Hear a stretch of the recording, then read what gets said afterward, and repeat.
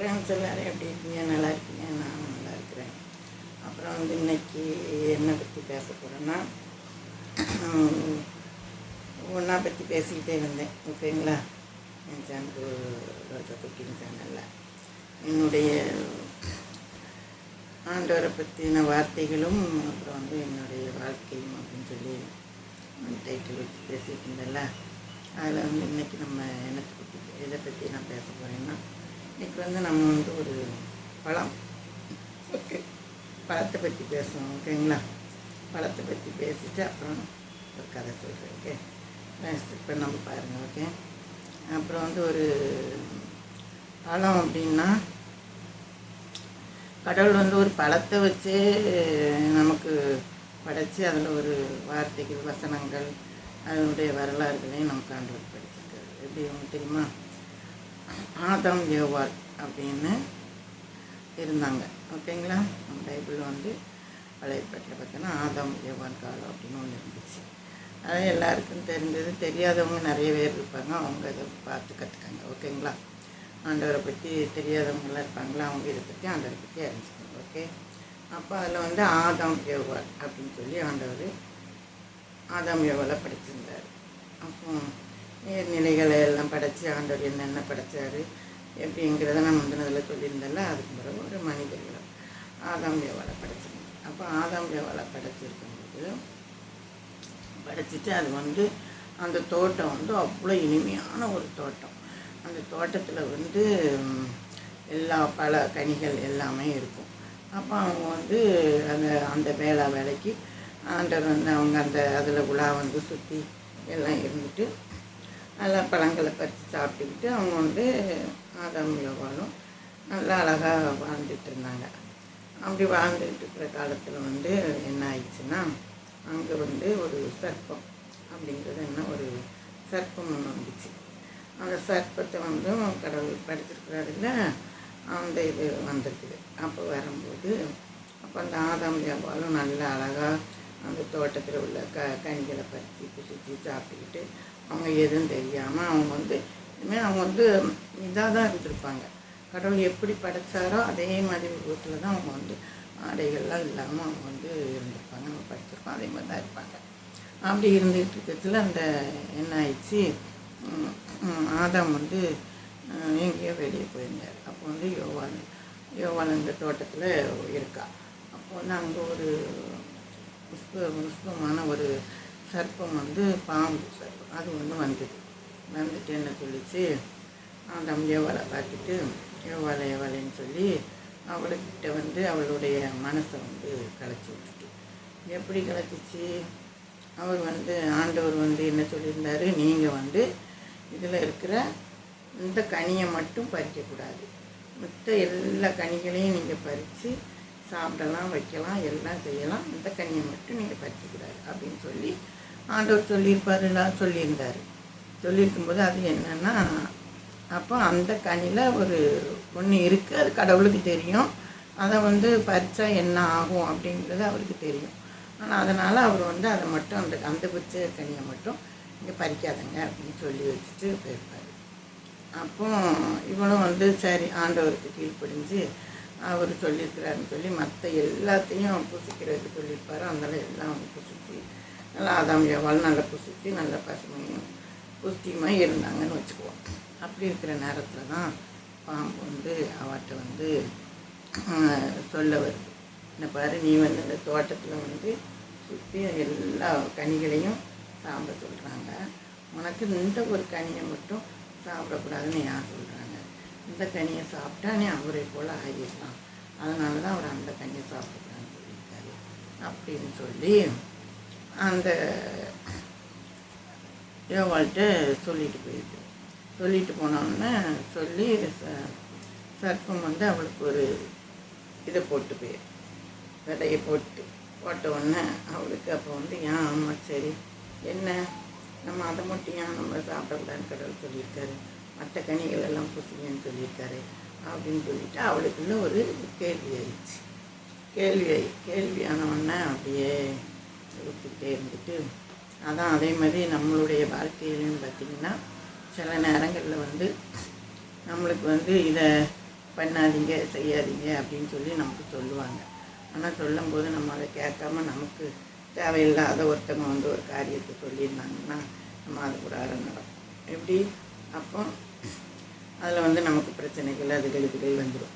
அதே மாதிரி தான் நல்லவங்க கெட்டவங்களும் வாழ்க்கையில் இருக்காங்க. நல்லவங்க பேச்சு கெட்டவங்க யாருன்னு நமக்கு தெரியாது. ஆனாலும் நம்ம வாழ்க்கையில் வந்து ஒன்று சொல்லி ஏதாவது நம்ம கேட்டால் வேண்டாத வம்பளை மாட்டி அது மாதிரிக்கு இவன் வந்து வம்பளை மாட்டிக்கிட்டான். எப்படி சரி என்ன தான் பார்ப்போம் அப்படின்னு சொல்லி ஒரு நாள் தம்பியை போயிருப்பார். இவன் வந்து என்ன பண்ணால் இது சர்ப்பம் சொன்னதை வச்சு அந்த கனியை எடுத்து புசிக்க ஆரம்பிச்சிட்டான்.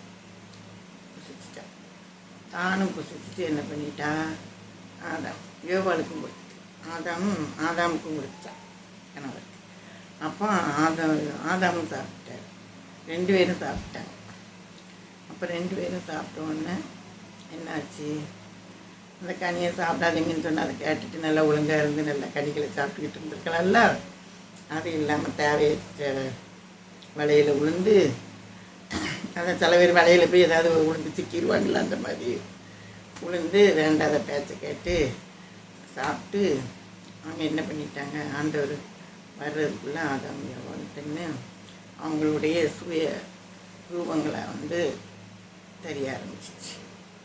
அப்போ என்ன ஆயிடுச்சு, அவங்களுக்கு அவங்க என்ன அந்த பழத்தை புசித்து நல்ல நல்ல பசுமையும் நல்ல புஷ்டியுமாக நல்லா அழகாக வாழ்ந்துக்கிட்டு இருந்தது போய் அவங்களுக்கு வேறு ஒரு கண் திறக்கப்பட்டவுடனே என்ன ஆயிடுச்சு, அவங்களுடைய சுயரூபங்கள் தெரிய ஆரம்பிச்சு. அதனால தான் ஆண்டவர் வந்து அந்த கனியை புசிக்காதீங்க, நீங்களாகவே இருந்து இந்த அவங்க பசிக்கு எல்லா கனிகளும் இருக்குது, விதமாக இருக்குது, நீங்கள் சாப்பிட்டுக்கோங்க, இந்த கனியை மட்டும் தொடாதீங்கன்னு சொல்லியிருந்தார். ஓகேங்களா? சாப்பிட்டு அப்போ ஆண்டவர் வர்றாரு. அப்போ வந்து ஆதாம் எவ்வாறு என்ன பண்ணுறாங்க, அவங்களுடைய சுயங்கள் தெரிய ஆரம்பித்தோன்னா அங்கங்கே இருக்கிற புதரில் போய் உட்காந்துக்கிட்டு இருந்துக்கிறாங்க. இருந்துட்டு ஆதாம் எவ்வாறு இப்படி நம்ம புசித்து சாப்பிட்டு நானும் சாப்பிட்டேன், பட்டது உங்களுக்கும் கொடுத்துட்டேனே அப்படின்னு சொல்லி வருத்தப்பட்டுட்டு 2 பேரும் இருக்காங்க. இருந்துட்டு அப்புறம் வந்து இலைமறை காய்களாக இலைக்குள்ளே போய் மறைவாக உட்காந்துக்கிறாங்க. கடவுள் வரும்போது அந்த தோட்டத்துக்கு அதுக்கு பிறகு அப்போ ஆண்டவர் சொல்கிறார், இந்த கனியெல்லாம் விட்டுட்டு எல்லா கனியும் சாப்பிடுன்னு சொன்னேன், நீ இதை சாப்பிட்டியே அப்படின்னு சொல்லிட்டு அவருக்கு வந்து கோபம் வந்து அப்போ அவர் என்ன சொல்கிறாரு, நீ வந்து இந்த கனியை புசிச்சதுனால நீ வந்து உன்னுடைய எல்லா வேறு சுய ரூபத்துக்குள்ளே நீங்கள் ஆளாயிட்டீங்க, இன்னமும் வந்து நீங்கள் வந்து இந்த மாதிரி இருக்க முடியாது அப்படின்னு சொல்லி அவருக்கு வந்து ஆதாமுக்கு எவ்வாறுக்கும் நம்ம வந்து பாடுகள் மத்தியில் அவங்க வந்து உழைச்சி புசித்து நல்லா உழைக்காமல் ஆண்டவருடைய கனியை சாப்பிட்டுக்கிட்டு இருந்தாங்கன்னா இப்போ நம்ம கனிகளை அது மாதிரி சாப்பிட்டுக்கிட்டு இருந்துக்கலாம். ஆதாம் எவ்வாறு செய்து தப்புனால இப்போ எல்லோரும் நெற்றி வேர்வை நிலத்தில் சிந்த நம்ம உழைக்க வேண்டியதாகிடுச்சு. அப்படி ஆண்டவர் வந்து பிற நீ வந்து ஆதாம்கிட்ட சொல்கிறாரு, நீ வந்து நெத்தி வேர்வை நிலத்தில் சிந்த உழைத்து சாப்பிட அப்படின்னு சொல்லிட்டார். அதனால் அவர் வந்து பிற உழைச்சி அவர் வந்து சாப்பிடணும். ஓகே, அப்படி இருக்குது. யோவாளுக்கு என்ன சொன்னார், யோவாளுக்கு வந்து நீ வந்து நம்ம ஒரு பிரசவம்னா கற்பத்தின் கனி இருந்துச்சுன்னா நீ வந்து பிரசன வேதனை அடைந்து தான் நம்ம ஒரு குழந்தையை பெற்றெடுக்கணும் அப்படின்னு சொல்லி அவளுக்கும் ஒரு இதை கொடுத்துட்டாரு. அப்படி ஆண்டவருக்கு நம்ம பிரியமான காரியங்களை செய்யாததுனால நம்ம வந்து அதுக்கப்புறம் அவங்க வந்து தலைகளெல்லாம் எடுத்து அதுக்கு பிறகு அவங்க வந்து நம்ம சுயரூபமான உடனே அவங்க வந்து உடம்புல வந்து இந்த இலைகள் இருக்குல்ல, அந்த தலை அதுகளெல்லாம் எடுத்து அவங்க மறைவாக அப்படி அங்கங்கே அவங்க வந்து கெட்டி தான் பிறகு இருக்க ஆரம்பித்தாங்க. எப்படி அப்படி வந்து மாறி அப்படி வந்து தான் அந்த பழைய ஏற்பாட்டின் கதையில் பார்த்திங்கன்னா ஆதாம் யோவாள் காலத்தில் வந்து இப்படி ஒரு பழத்தினால ஒரு சர்ப்பம் வந்து வஞ்சித்து நல்லா இருந்த ஒரு இதை கெடுத்து பிறகு வந்து கடவுளால் வந்து நீ இப்படி தான் வாழணும்னு சொல்லி பிறகு ஆதாம் யோகாலும் அப்படி வாழ ஆரம்பித்தேன். அதுலேருந்து நம்ம வந்து அதுக்கு பிறகு தான் அதுக்கு பிறகு பார்த்திங்கன்னா அப்படியே வந்து ஆதாம் யோகாவில் இருந்து அப்படியே அந்த கதை வரும். ஓகேங்களா? அப்படி தான் ஒரு பழத்தில் ஆரம்பித்தது. அப்படி வந்து நம்ம வாழ்க்கையில் பார்த்திங்கன்னா இப்படி தான் நம்ம வந்து நல்லா போய்கிட்டே இருக்கும் குடும்பம்.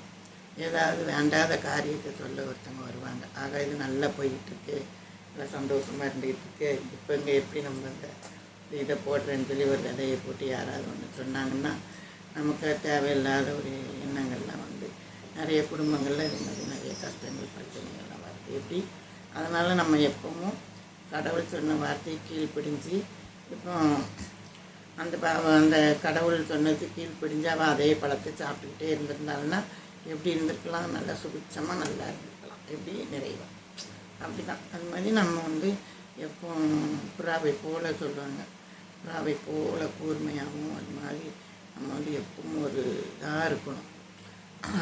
புறாவுக்கெலாம் வந்து நல்ல ஒரு கூர்மையான ஒரு நல்ல ஒரு பார்வை இருக்குமா. அப்படி நம்ம வந்து எப்பவும் அப்படி வந்து ஒரு கவனமாக இருந்து நம்ம குடும்பங்கள்லேயும் எதை தேவையில்லாத அந்த மாதிரி சர்ப்பங்கள் வஞ்சித்த மாதிரி யாரும் மனிதர்கள் வஞ்சித்து வந்தாலும் நம்ம அதிலெல்லாம் விழுந்துடாமல் நம்ம கடவுள் சொன்ன மாதிரி ஞானமாக வாழ பழகிக்கணும். அப்படி தான் வந்து பழத்தை வச்சு கடவுள் வந்து ஒரு கதையை சொல்லியிருப்பார். அதான் என் வாழ்க்கை எப்படி இதெல்லாம் வந்து தெரியாத கிறிஸ்டின்லாம் வந்து தெரியாதவங்களாம் இருந்துட்டு பார்த்தீங்களா, அவங்கெல்லாம் தெரிஞ்சுக்கோங்க. ஏன்னா கிறிஸ்டின்களுக்கு நாங்கள் அதெல்லாம் பற்றி படிச்சிருப்பாங்க. அதனுடைய வாழ்க்கை வரலாறு கதைகள் எல்லாம் தெரியும். அப்படி அதுக்கப்புறம் ஆதாம் யோகாவில் என்ன பண்ணாங்க, அதுக்கு பிறகு அவங்க உழைக்கணும், கஷ்டப்படணும், நெற்றி வேர்வை நிலத்தில் சிந்தி உழைச்சி கஷ்டப்பட்டு தான் இப்படி தான் வாழ்க்கையில் வந்து நம்மளுக்கு ஆண்டவர் வச்சுருக்கிறாரு. ஓகேங்களா? எல்லோரும் உழைச்சி சாப்பிடணும். அதே மாதிரி நம்ம கற்பத்தின் கனியை வந்து ஒரு வேதனையின் மூலமாக தான் ஒரு கற்பத்தின் கனியை பெண்களை பெற்றெடுக்க முடியும்னு சொல்லி அவர் சொல்லியிருப்பார். ஓகே, அப்படி தான் வந்து நம்மளுடைய ஆண்டவர் வந்து நமக்கு செய்த நிறைய நன்மைகள் இருக்குது. அந்த நன்மைகளெல்லாம் விட்டுட்டு இப்படி ஒரு போயிடும். அப்புறம் என்ன பார்த்திங்கன்னா, கடவுள் வந்து ஒவ்வொன்றையாக படைச்சிட்டு நம்ம வந்து கடவுளுக்குள்ளே போகணுன்னா அவருடைய வார்த்தைகள் வசனங்கள் அதுகளெல்லாம் நம்ம நல்லா படித்து அறிஞ்சு தெரிஞ்சு கடவுளுக்குள்ளே விசுவாசத்தை நம்ம ரெட்டக்கனியாக பெற்றுக்கணும். ஆண்டவருடைய பிள்ளைகள் வந்து எப்பொழுதும் துதிச்சு பாடி இந்த வசனத்தில் இருந்தோம்னா ஆண்டவர் வந்து நமக்கு எப்பொழுதும் அவர் நம்மளோட இருப்பார். எல்லா நேரத்திலும் நம்ம கூட இருந்து வழி நடத்துவார். எல்லா காரியங்களையும் நமக்கு செய்வார். எப்படி அப்படி அதேமாரி நானும் வந்து பார்த்திங்கன்னா கடவுள் இப்படி தான் வந்து சின்ன வயசில் இருந்தானே சொல்லிக்கிட்டு வரேன் என்னுடைய கதையையும். அப்படி சின்ன வயசுலேருந்து மூணாவது படிக்கிறதுலேருந்து தான் என்ன நம்மளும் ஒரு ரோஜா அப்படிங்கிறத அறிஞ்சு நம்மளுடைய இதுகளில் போய் அப்புறம் நான் 3ஆவது படித்து 4ஆவது படித்து 5ஆவது படித்து அப்படி ஒன்றா படிச்சுக்கிட்டே வந்தேன். அப்போ 3ஆவதுலாம் படிச்சுட்டு அப்புறம் தெக்குப்பள்ளிக்கூடத்துலேருந்து 4ஆவது படிக்கிறதுக்கெலாம் வந்து இங்கே வேத கோயில்னு ஒரு பள்ளிக்கூடம் இருக்குது. அந்த வேத கோயில் பள்ளிக்கூடத்துக்கு படிக்க வந்துடுவோம்.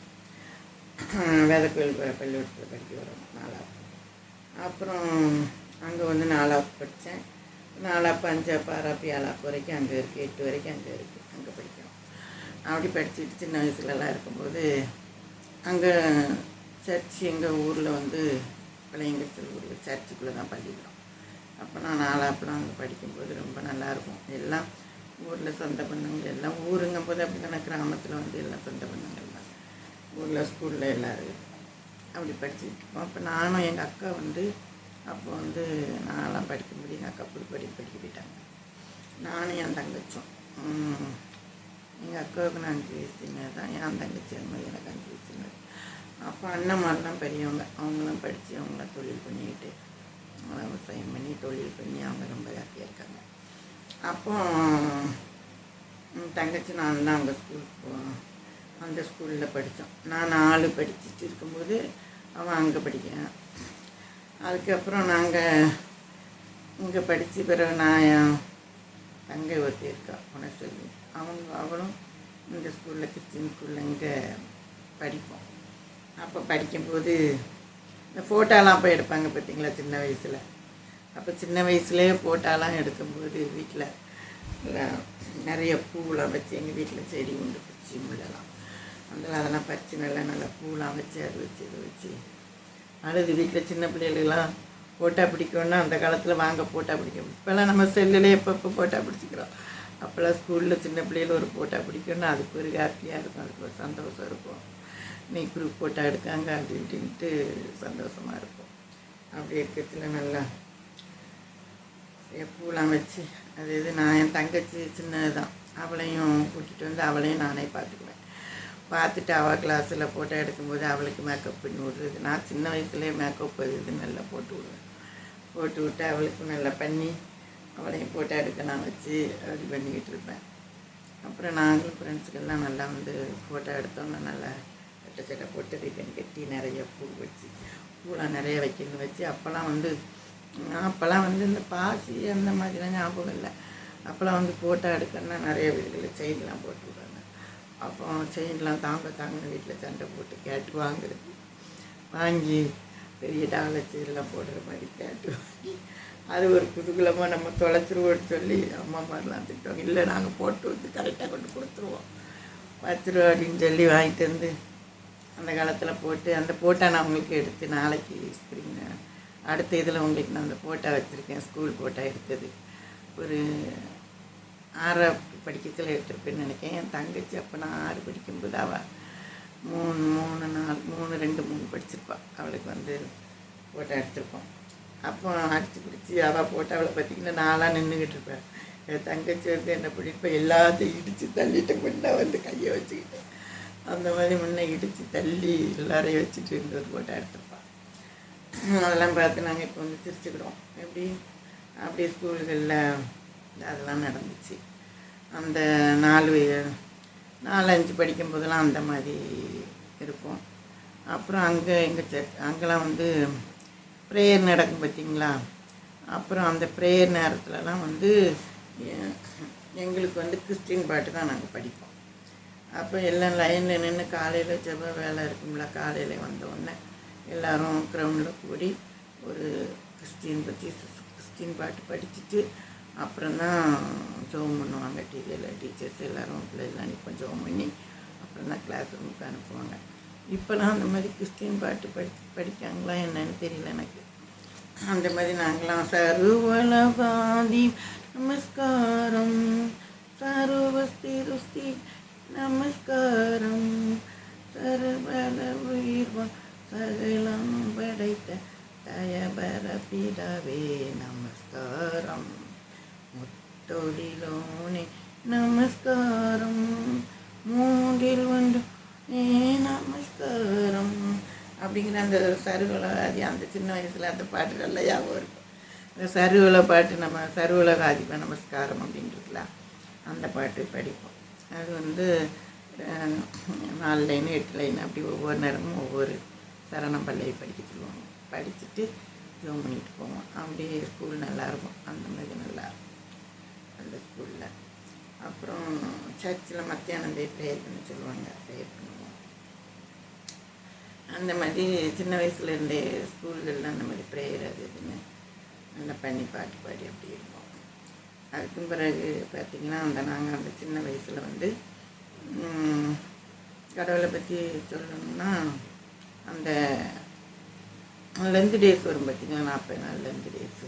சின்ன வயசுலேருந்து பெரிய வயசு கதைக்கு வரேன். ஏன்னா சின்ன வயசில் வந்து அப்போ வந்து அந்த 40 நாள் லென்த் டேஸில் வந்து எங்கள் ஊரில் வந்து அந்த அரிக்கி லைட்டு பார்த்திங்களா, அந்த மாதிரி பெட்ரோமோஸ் லைட்டு அரிக்கி லைட்டு அந்த மாதிரி வச்சுக்கிட்டு என்ன பண்ணுவாங்க, அந்த மாதிரி லைட் வச்சுக்கிட்டு தூக்கி பிடிச்சிக்கிட்டு தெருவும் சர்ச்சில் ஆரம்பித்து ஊரை ஒரு சுற்றி பாட்டு பவனின்னு சொல்லுவாங்க. அந்த பவனி மாதிரி படித்து சுற்றிட்டு அதுக்கு வந்து ஒரு கொட்டு ஒன்று அடிப்பாங்க. கொட்டு ஒன்று அடிச்சுட்டு டம்னு கொட்டு அடிச்சுக்கிட்டு அந்த இதெல்லாம் வச்சு பாட்டு பாடி நாங்கள் போவோம். அப்போ வந்து குறைஞ்சது ஒரு சின்ன பசங்களாக தான், சின்ன பசங்க தான் வருவாங்க. அப்புறம் வயசான கொஞ்சம் பெரியவங்க வருவாங்க. வயசானவங்க 40-50 வயசு அந்த மாதிரி வருவாங்க. ஒரு கோயில் குட்டியார் அந்த மாதிரி ஐயர் வருவாங்க. இல்லைன்னா கோயில் குட்டியார் இந்த மாதிரி நாங்கள் வந்து கோயில் குட்டின்னு சொல்லுவாங்க. நாங்கள் வந்து சர்ச்சில் அப்படி வச்சுட்டு லைட்டு வச்சு அதுக்கு பெற்ற போது 2 லைட்டு பிடிக்க ஆள் வருவாங்க. பிடிச்சிட்டு தெருவை சுற்றி சர்ச்சில் போனோடனே எங்களுக்கு ஸ்நாக்ஸ் காப்பி கொடுப்பாங்க. அதுக்கப்புறம் முடிஞ்சு போயிருக்கு. அப்போ நாங்களாம் சின்ன வயசில் அந்த மாதிரி 6-7 வயசு 8 வயசு அந்த வயசுலலாம் நாங்கள் போயிருக்கோம். பவனி போயிட்டு பாட்டு பாடி நைட்டு பார்த்திங்கன்னா அந்த குளிராக இருக்குமா, மார்கழி மாதம் அந்த லெந்து டேஸில் குளிர் தானே, இந்த 40 நாள் லெந்து டேஸில் குளிர். அப்போ நாங்கள் வந்து கோயிலேருந்து ஆரம்பித்து இப்போ தெரு சுற்றி பாட்டு படித்து அதெல்லாம் பார்த்திங்கன்னா ரொம்ப ஆசையாக இருக்கும், சந்தோஷமாக இருக்கும் சின்ன வயசில்.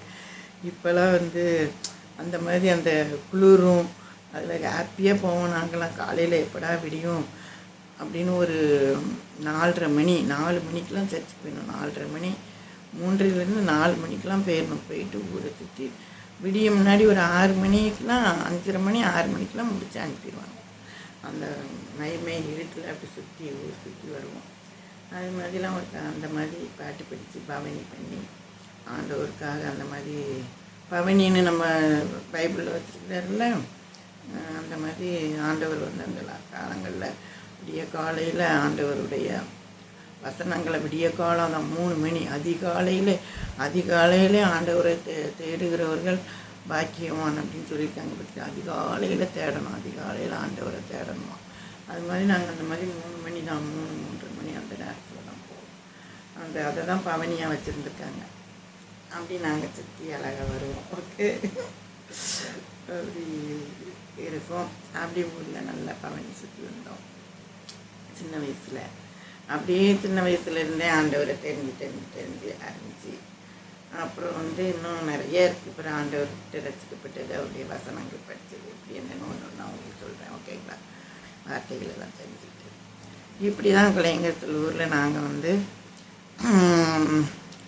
ஆதாம் ஜோவால் எப்படி அந்த கதை சொன்னனோ அந்த மாதிரிக்கு உலகத்தில் நம்மளையும் படைச்சி அந்த மாதிரி சின்ன வயசில் நல்லா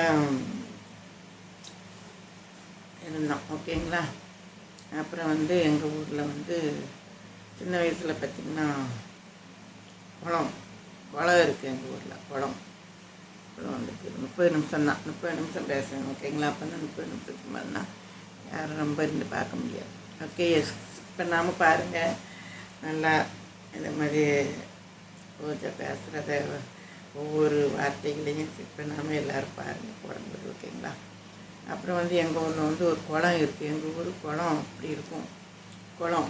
குளத்தில் வந்து பார்த்திங்கன்னா நல்லா தண்ணி அந்த மழை நேரங்களில், இப்போ தான் மழையை காணும். அப்போல்லாம் எங்கள் குளம் நிறைஞ்சி உடைச்சி இந்த கண்வாயின்னு இருக்குது, அப்படி அதை திறக்கிற அளவுக்கு தண்ணி குளத்தில் நிறைய, ரொம்ப குளத்தில் தண்ணி நிறையுதுன்னா கண்வாயை திறக்க போயிடுவாங்க. அதை திறந்து அது கடலுக்கு போயிடும். அந்த மாதிரி குளம் எங்களுக்கு நிறைஞ்ச ஒரு பூ 2 பூ விளையிற அளவுக்கு தண்ணி இருக்கும். அப்படி செழிப்பாக இருந்துச்சு. அந்த மாதிரி அது மாதிரிக்கு குளத்தில் குளிக்க போவோம். அப்போ வந்து எங்கள் வீட்டிலலாம் குளத்தில் குளிக்க எங்கள் அக்கா அவங்களாம் வர மாட்டாங்க. நான் எனக்கு ஃப்ரெண்ட்ஸுக்கெல்லாம் வச்சுருக்கேன்.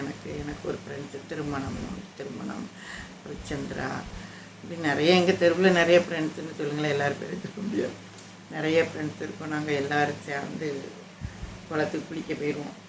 குளத்துக்கு குளிக்க ஸ்கூல் நாளைக்கு தான் தப்பித்தோம்.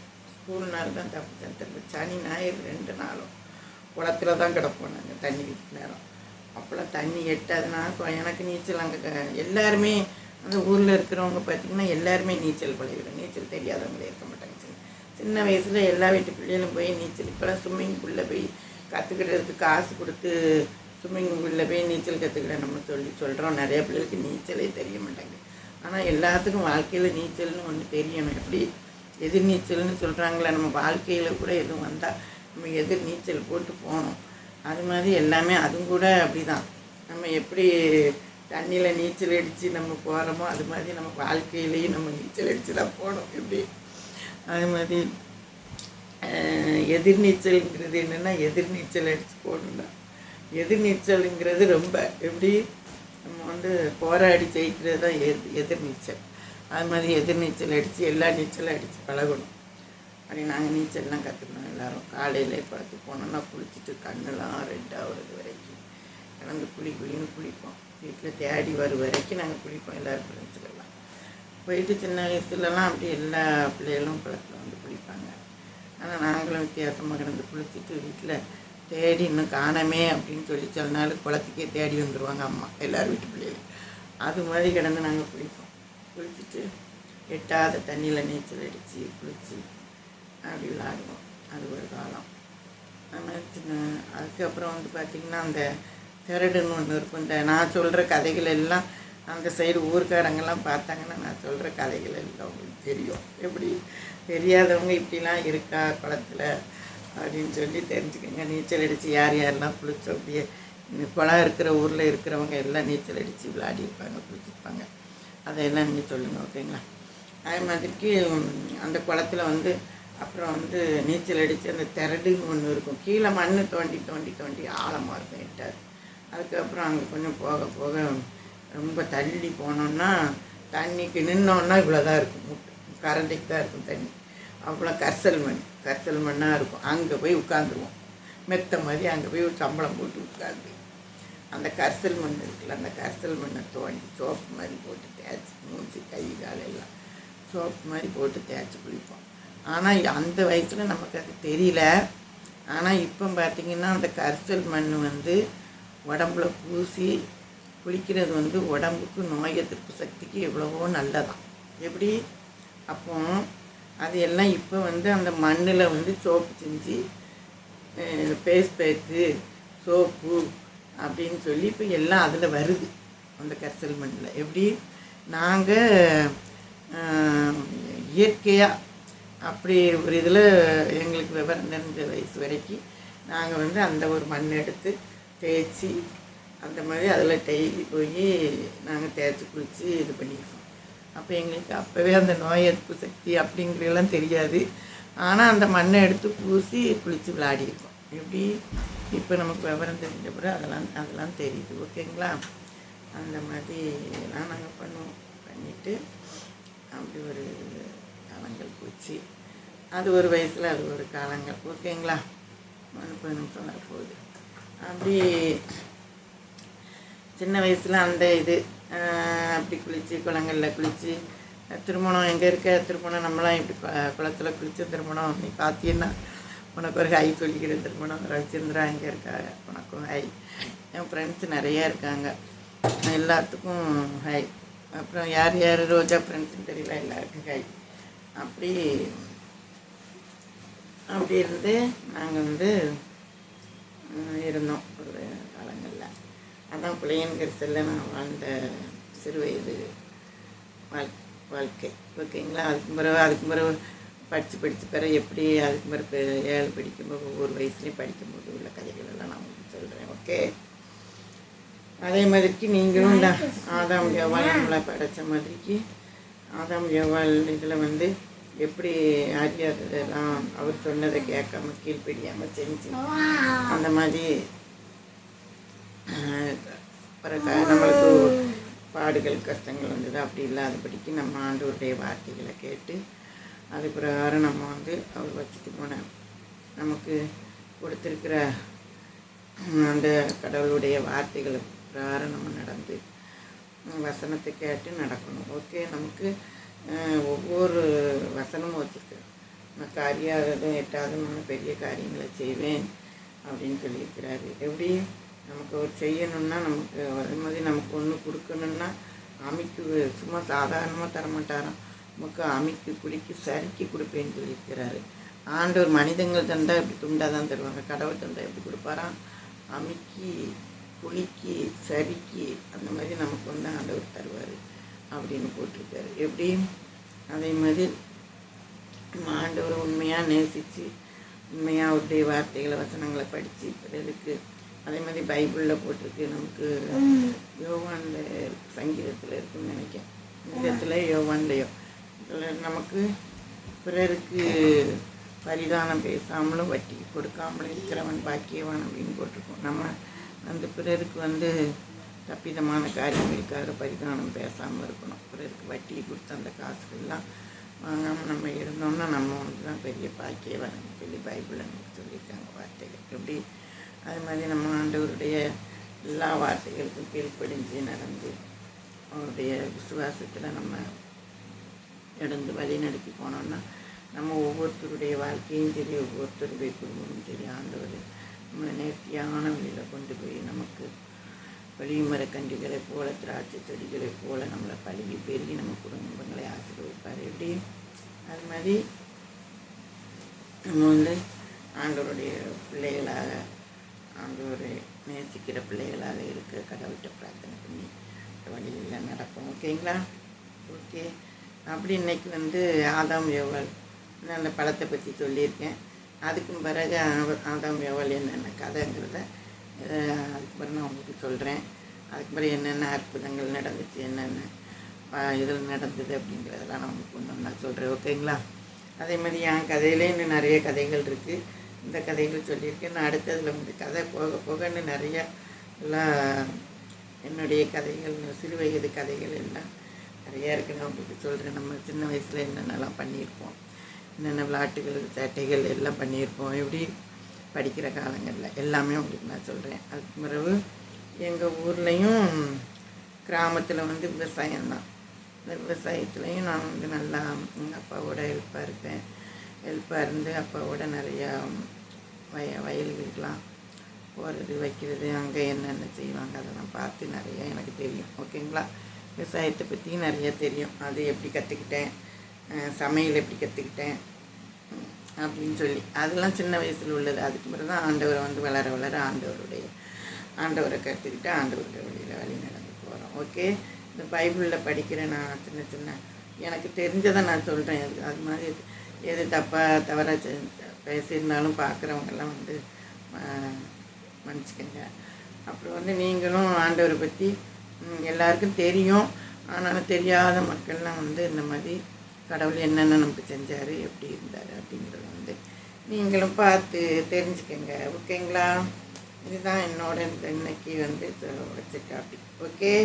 இன்னும் நான் நிறைய சுவாரஸ்யமான ஆண்டவரை பற்றின கதைகள், என்னுடைய வாழ்க்கை கதைகள் நிறைய சொல்கிறேன். ஓகே.